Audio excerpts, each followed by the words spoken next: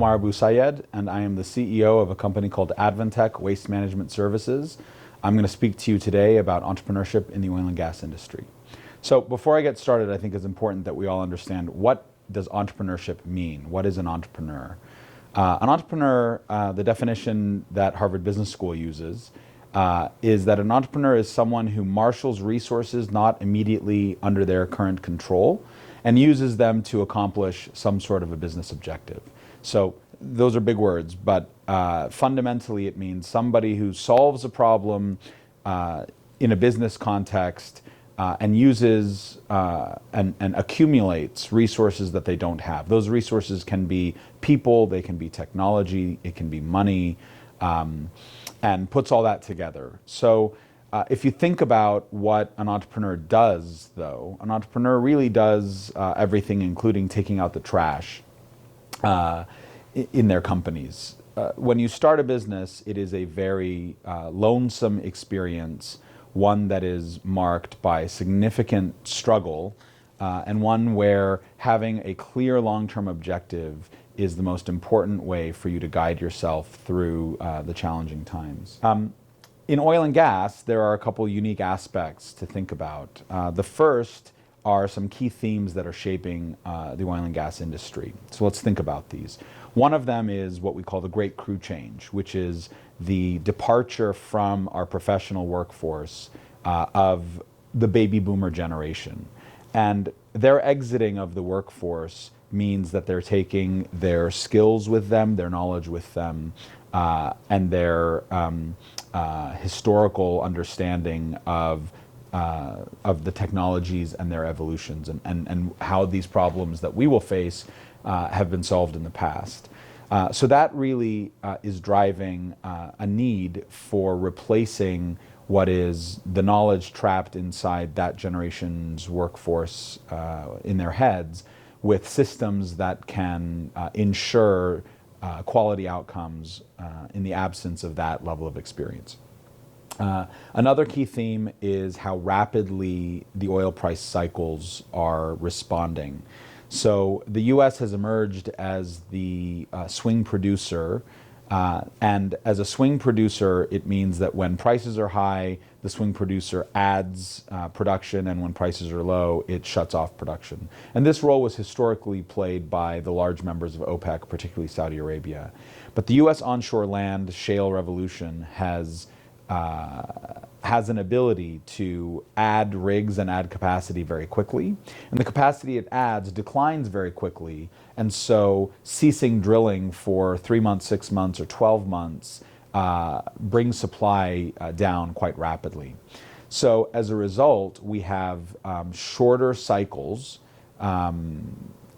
between the high and the low in the oil price. It used to be a 7-year average, probably since 2013, we've had 2 or 3 mini cycles already. But it also narrows the range. So the difference between the peak and the trough in a cycle might be a lot, the difference may be smaller than it was in a traditional period. So in a traditional period, we might go, as we did in 2014, from $100, $150 oil down to $30 to $40 oil. We might now be trading in a band for a significant period of time that might be, the peak might be 70 and the trough might be 45. And that's really the difference between break-even points of different basins in U.S. onshore land. So that rapidness of response is certainly influencing the industry. The next trend, I think, that is influencing our industry and entrepreneurship is the arrival of digital fluency. So digital fluency is a term that I use to mean the understanding amongst our workforce and our leadership of the ability to extract actionable knowledge and insights from large pools of data using advanced analytical techniques without the need to necessarily understand every technique. And so what I mean, I'll give you an example. In 2005, my company started a practice around data mining and working with big data in the oil field. And at the time, the customers, the upstream oil and gas companies we were trying to sell to, They neither understood they as yet did not understand that their data contained value. And there were lots of data that were going discarded or unanalyzed every day. Number two, they didn't understand the way the data mining techniques worked. Today we talk about artificial intelligence and machine learning. Back then we talked about data mining, neural networks, k-means clustering, self-organizing maps, all sorts of techniques that are used to analyze large bodies of data. And because the operator leadership didn't understand that math or that science, they then discarded any answer you gave them. They said, this is a black box and we're not willing to look at it.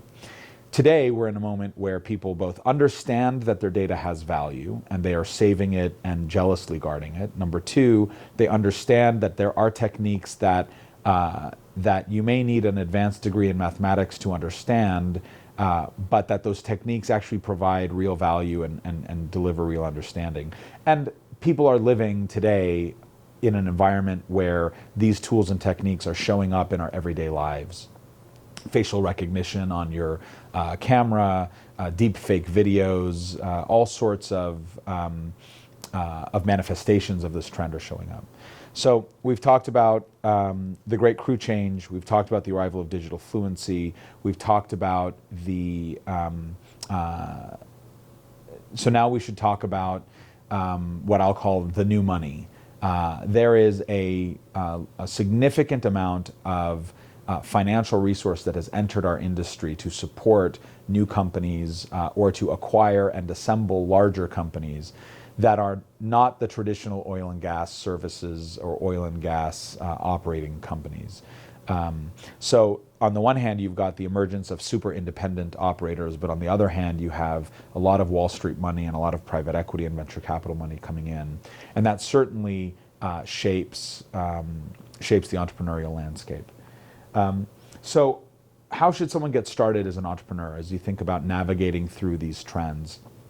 I think entrepreneurship requires you to kind of find your idea, find your partners, find your capital, and find your customers. So those are four really critical elements to starting a company. So let me break those down. Find your idea means you need to find something that you believe in strongly enough that you can dedicate a lot of time to without a lot of resources and without a lot of camaraderie. As I said earlier, entrepreneurship can be very lonely. And it's also hard to have accountability in a small company. And so you're going to have to hold yourself accountable. And therefore, having an idea you feel passionately for is important. And lots of ways to find that idea, but every time you interact with something in your day-to-day work, ask yourself, how can I do this better? How can I do it faster? How can I do it cheaper? And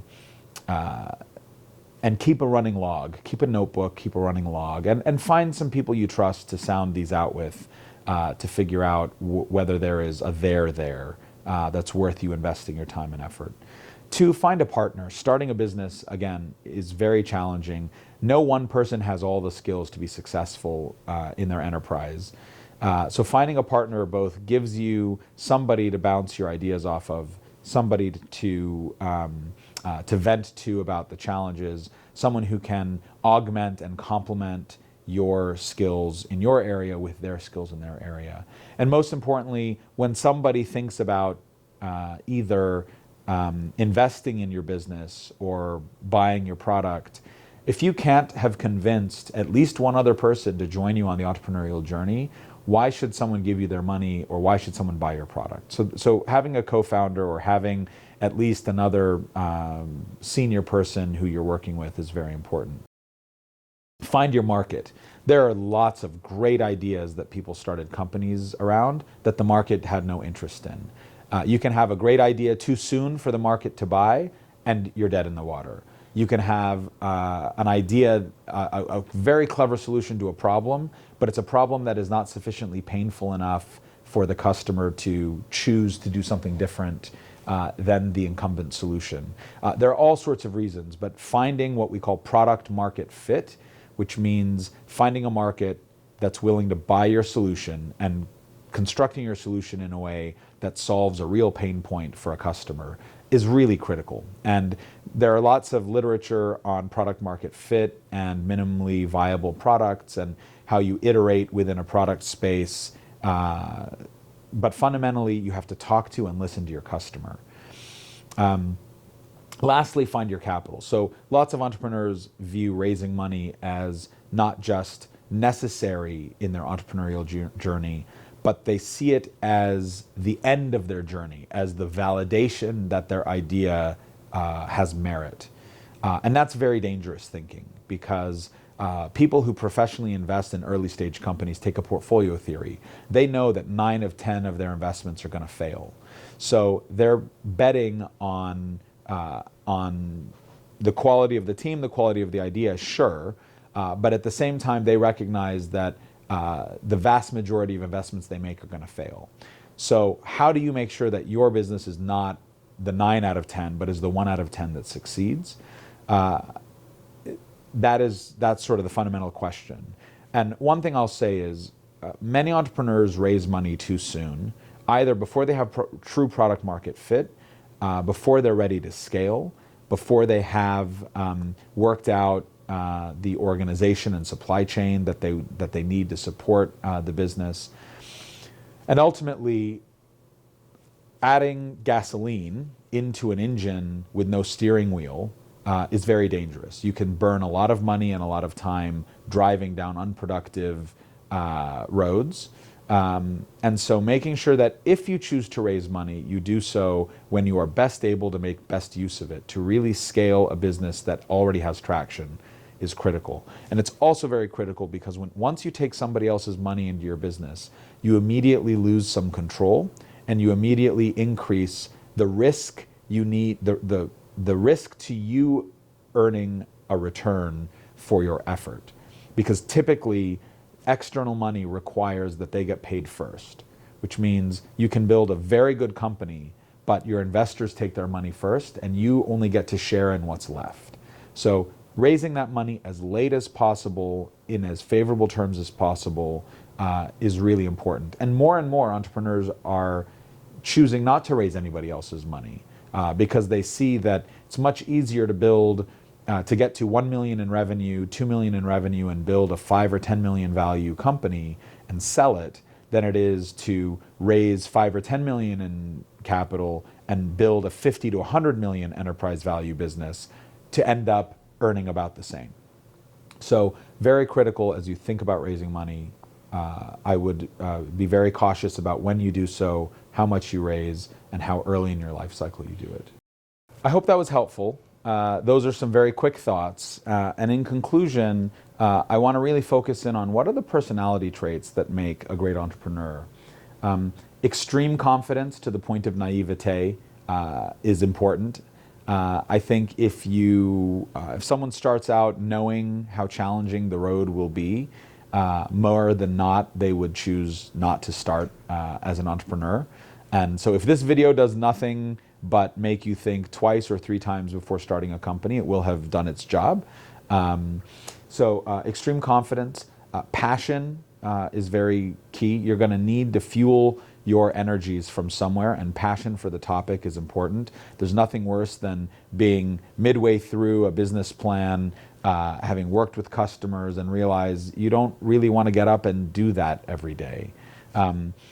Grit, grit is the ability to continue to work hard even when things are challenging or unappealing. So confidence, passion, grit, the ability to recruit and motivate others, because no one is going to be more invested in your entrepreneurial idea than you are. And yet, no one can start and successfully build a company all by themselves. So you're going to have such a surplus of passion and enthusiasm and an ability to motivate others that you convince them to join you, and you convince them to work just as hard as you are through the same obstacles you're working through, even though their financial incentive for doing so may be less. So passion, grit, some confidence, ability to motivate others, and then creativity. You will face all kinds of challenges, both identifying the problem you want to solve, but then even as you're building the business, you will face all sorts of challenges and roadblocks. And the ability to creatively solve them is key. And it's really important if you think about it in the context of how startups are staffed. What I mean by that is, almost by definition, a young, small company is understaffed in every scenario. When things are going very well and you're growing very quickly, you never have enough people. You can't recruit them as fast as you need to add them and onboard them. So you are always trying to do more with less in a success scenario. In a scenario where things aren't going so well, you are cutting the organization down to the bare minimum that's needed to keep it floating, keep it afloat. And so again, you are understaffed by definition. So being creative and finding a way to solve problems without simply throwing resources at it is really important as you do your journey. If this talk has been helpful, I hope to create some others in which I will dive more deeply into some of these topics, particularly some of the themes that are driving our industry and the implications for business ideas to fit into the environment created by those themes. I'll also speak in a bit more detail about sources of capital as you think about raising money. What's the difference between angel funding, seed funding, friends and family, venture capital, private equity, and debt, and how you think about constructing a capital table. We'll talk a little bit more about what a term sheet might look like and what some of the standard lingo are that you will interact or you will see presented to you in that context. And then maybe we'll talk a little bit more about how you think about recruiting and developing an organization that can be successful in the context of being a small company. Thanks again. My name is Omar Abou-Sayed. I'm the CEO of Adventech Waste Management Services, and I appreciate your time.